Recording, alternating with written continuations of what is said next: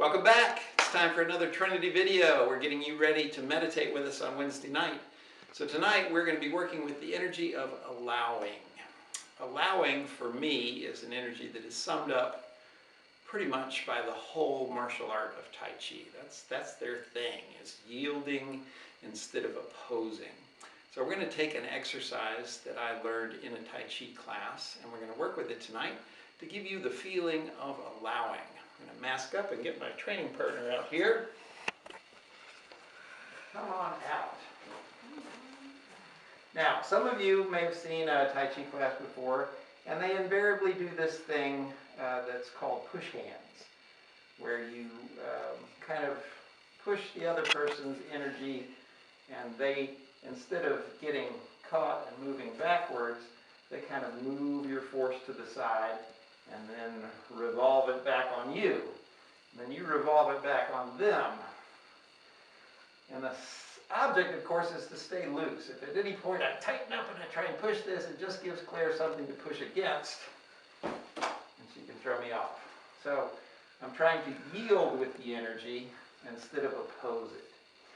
Very simple thing, but I want to use a specific type of push hands that I learned one time, where instead of addressing the person's arms, you try and grab their neck, because this is a very common thing in self-defense situations. Somebody will grab you, grab hair, grab your neck, freeze them up to pound you and holds you still, kind of measures where you're going to be. You can't dodge.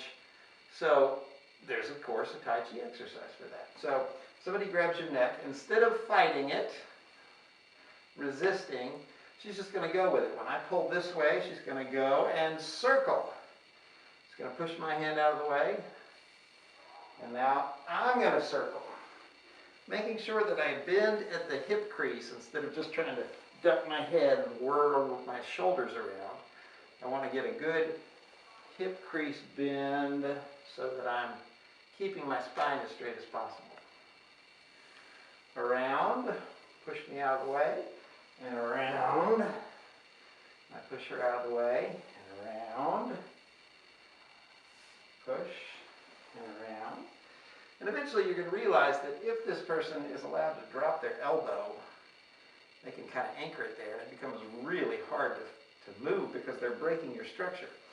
So we're going to use our tiger mouth, they call it in Kung Fu, and just kind of hold that elbow so that it doesn't drop on you.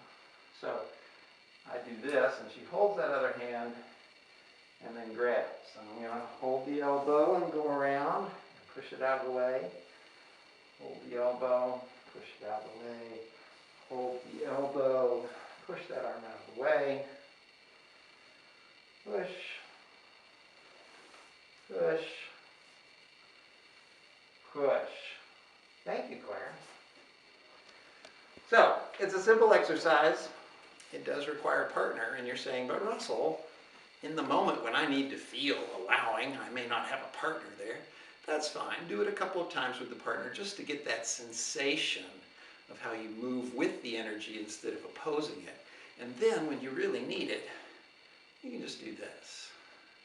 And it will remind you of that sensation.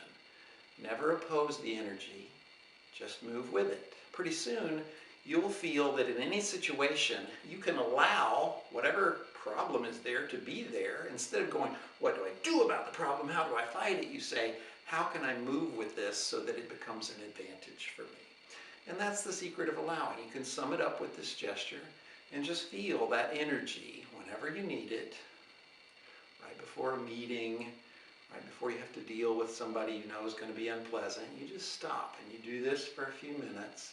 Get yourself into that place where you are moving with the force instead of opposing it, where the problem is allowed to exist. You don't have to like it, but you're not going to fight it. You're instead going to say, how can I move with this and use it to my advantage?